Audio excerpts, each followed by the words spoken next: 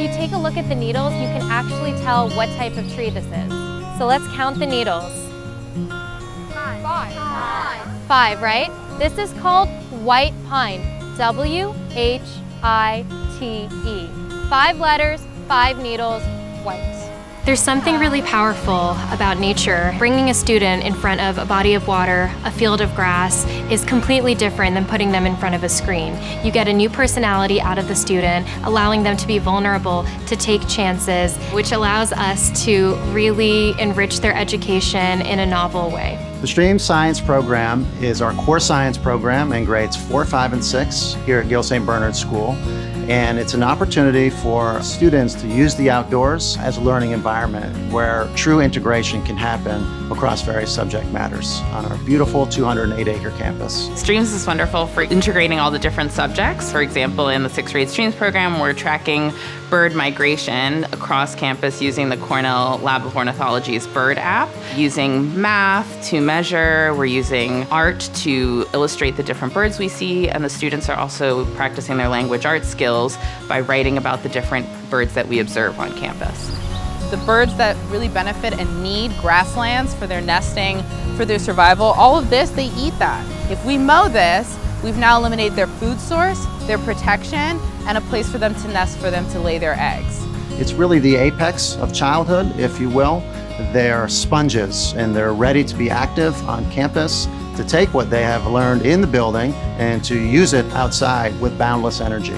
They put those boots on and they're eager to get outside. They're so enthusiastic and ready to find out what we're going to be doing. And then when we get out there, the energy level is just over the top. It is amazing to have these kids engaged with what we're doing and excited about being outside.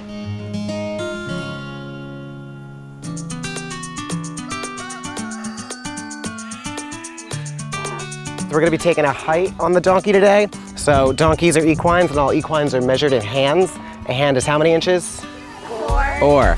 This truly is a sustainable working farm. We have our livestock that all serve sustainable purposes, and then also all the crops that we grow. They're either ending up in the dining hall or a seasonal farm stand, or they're ending up in food banks. It's really important for me to show that we're actually using all of what we grow in a safe learning environment where the kids can really see from seed to harvest all the inputs that actually go into that. The Raritan River cuts right through our campus, so we have the Peapack Brook right here where the students are able to conduct water studies where they do chemical testing and biological testing of the water. They study the macroinvertebrates on campus. They're able to study water inequity by looking at the water source here compared to different places in the world and conduct other citizen science projects in the process.